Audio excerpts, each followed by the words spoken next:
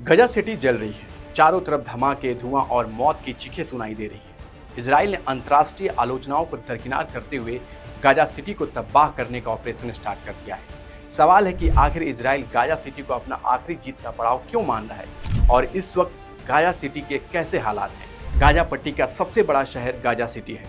इस वक्त इजराइल के जमीनी हमले का निशाना बना हुआ है। यूनाइटेड नेशन बार बार चेतावनी दे रहा है कि हमला मानवीय संकट को और गहरा देगा, लेकिन इजराइल रुकने का नाम नहीं ले रहा है। लंबे समय से टलता रहा यह ऑपरेशन मंगलवार को गाजा सिटी के बाहरी इलाकों से स्टार्ट हुआ।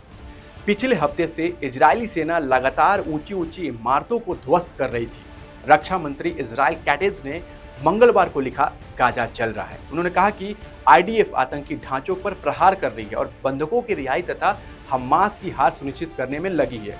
प्रधानमंत्री बेंजामिन नेतन्याहू ने कहा कि इजराइल युद्ध के एक निर्णायक मोड़ पर है, क्योंकि उसकी सेना गाजा सिटी पर हमला कर रही है, जिसे उसकी सरकार हमास का अंतिम मजबूत गढ़ मानती है। गाजा सिटी की आबादी लगभग 10 लाख है, लेकिन अब तक 40% लोग ही बाहर निकले हैं।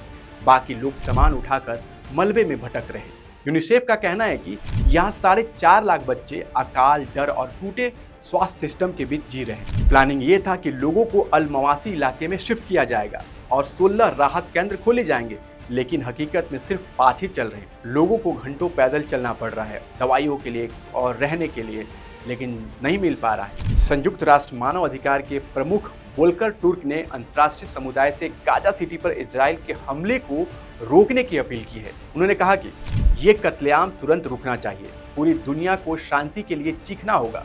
जो हम देख रहे हैं वो और अधिक हिंसा है और पूरी तरह से अस्वीकार्य है। फिलिस्तीनी प्राधिकरण ने वैश्विक हस्तक्षेप की गुहार लगाई और अमेरिका से दखल देने को कहा।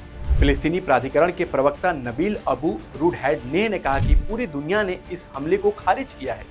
इसे मानवता के खिलाफ युद्ध अपराध माना है और ये केवल अधिक तनाव और अस्थिरता को जन्म देगा। लेकिन इजराइल को ट्रंप प्रशासन से साफ समर्थन मिला हुआ है। इसका संकेत उस समय और मिला जब अमेरिकी विदेश मंत्री मार्को रूबियो मंगलवार को यरूशलेम पहुंचे। ठीक उसी वक्त इजराइल ने इस नए हमले का ऐलान किया।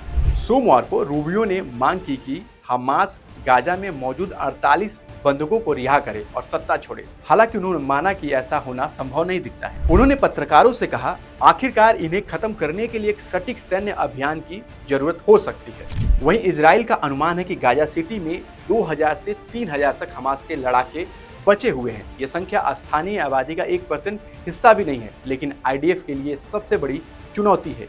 गाजा सिटी अब हमले की चपेट में है। मलबा, चीखे और मौत का साया हर जगह नजर आ रहा है।